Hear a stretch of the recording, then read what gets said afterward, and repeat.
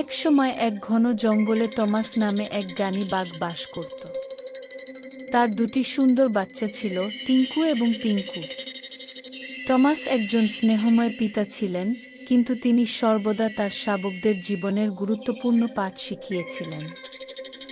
একদিন জঙ্গলের মধ্যে দিয়ে হেঁটে যাওয়ার সময় টিঙ্কু ও পিঙ্কু একটি গাছে ঝুলন্ত একটি সুস্বাদু ফল দেখতে পেল। টিঙ্কু তৎক্ষণাৎ সেদিকে ছুটে গেল এবং নিজে নিজে সব খেতে লাগল।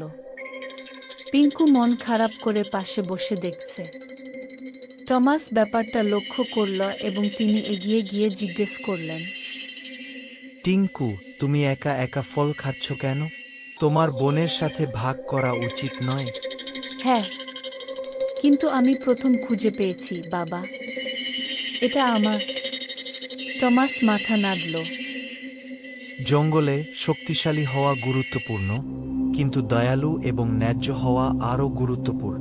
তুমি যদি নিজের জন্য সবকিছু গ্রহণ করো তবে তুমি শীঘ্রই একা হয়ে যাবে। বাবার কথা ভেবে থমকে গেল টিঙ্কু। লজ্জিত বোধ করে সে অবশিষ্ট ফলটি পিঙ্কুর হাতে দিল। আমি দুঃখিত, পিঙ্কু।